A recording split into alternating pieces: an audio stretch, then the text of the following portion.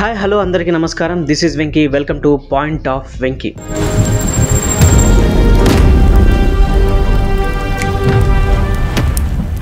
ఏఐతోని చాలా వరకు జనాలు పరేషాన్లా పడతారు అని అన్నారు.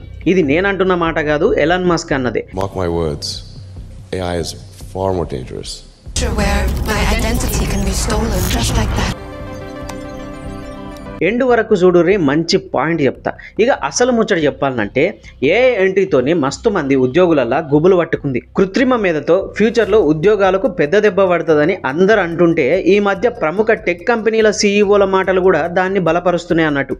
ఒక్కొక్కరు ఇలా ఏఐని వత్తాసు పలుకుతుండడం చూస్తుంటే ఉద్యోగులు ఇంటి బాట పట్టుడు గ్యారంటీ అని గుసగుసలు వినిపిస్తున్నాయి.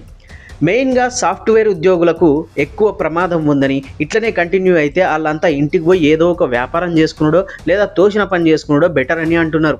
అయితే ఏఐతో సగం ఉద్యోగులతోనే డబుల్ రెవెన్యూ తెచ్చి చూపించాలని టీమ్స్ని సవాల్ చేస్తున్నామని HCl tech CEO Vijay Kumar అంటున్నారు.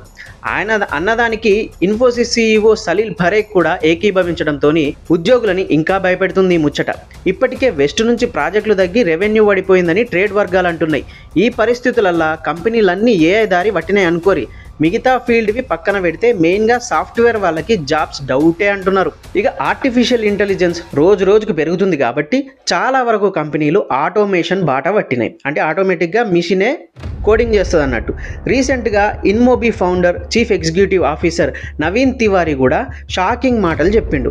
ఈ ఏడాది చివరి వరకు సాఫ్ట్వేర్ కోడింగ్లో వాళ్ళ సంస్థ 80% ఆటోమేషన్ను సాధిస్తుందని, దాంతో సాఫ్ట్వేర్ ఇంజనీర్లకు ఉద్యోగాలు పోతాయని డైరెక్ట్ పాయింట్ చెప్పిండు.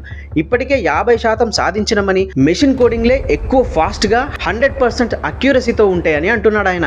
ఇక చాలా వరకు ఉద్యోగాలను రీప్లేస్ చేస్తూ ఏఐ వస్తుందని, ఉద్యోగులు వాళ్ళని వాళ్ళు కాపాడుకోనికి దీనికి తగ్గట్టు అప్గ్రేడ్ చేసుకోవాలని తివారీ గారు చెప్పుకొచ్చిండ్రు. ఇక నా పాయింట్ ఏంటంటే సైబర్ పరంగా కూడా ఏఐ చాలా డేంజర్ అని ఇప్పటికే అర్థమవుతుంది అందరికీ. కొన్ని ఫీల్డ్లో ఉన్న వాళ్ళకి, అంటే డిజైనర్స్కి, వీడియో ఎడిటర్లకు, కంటెంట్ రైటర్లకు, వాళ్ళకు ఎలాంటి ఫరక్ పడది ఏఐతోని అనుకుంటున్నాను నేనైతే. కలలుగంట అంటే ఎమోషన్ ఉన్నట్టు. ఎమోషన్ లేదు దానికి మెమరీ లాస్ ఉండదు, ఎమోషన్ ఉండదు. ఎమోషన్ లేదు, బయాస్డ్ ఉండదు. ఎందుకంటే ఎంత క్యాన్వా లాంటి డిజైనర్లు ఏఐలు వచ్చినా ఎక్స్పెక్ట్ చేసిన డిజైన్లు ఎడిట్లు అయితే ఏఐ ఇయ్యదు. ఏఐని నేర్చుకోవాలి కేవలం మన స్కిల్కి అడ్వాన్స్గా ఉండడానికి, స్మార్ట్ వర్క్ చేయడానికి మాత్రమే అన్నట్టు. మెయిన్గా ఏ ఫీల్డ్ అయినా ఎవ్రీ పర్సన్ తనకంటూ ఒక మంచి స్కిల్, దానికి తోడు ఏఐ గురించి నాలెడ్జ్ పెంచుకుంటే చాలు సర్వైవ్ అవ్వచ్చు. ఇక ఫ్యూచర్ అయితే మొత్తం డిజిటల్ అండ్ ఏఐ కాబట్టి దానికి అర్థమయ్యేలా చెప్పే ప్రాంప్ట్ ఇంజనీరింగ్ కూడా నేర్చుకున్నాడు ముఖ్యం.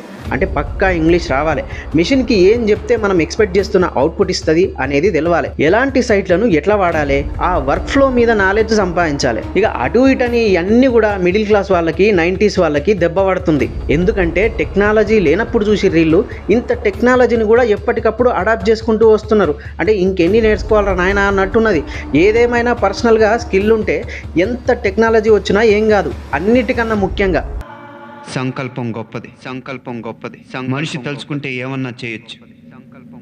తప్పు చేయనంత వరకు దేన్నైనా ఎదిరించవచ్చు. అది ఉండాలి. సాధనాత్ సాధ్యతే సర్వం. ఈ వీడియో కనుక నచ్చినట్లయితే లైక్ చేయండి, కామెంట్ చేయండి, షేర్ చేయండి and please subscribe point of Venky. మంచి మంచి పాయింట్లు మాట్లాడుకుందాం.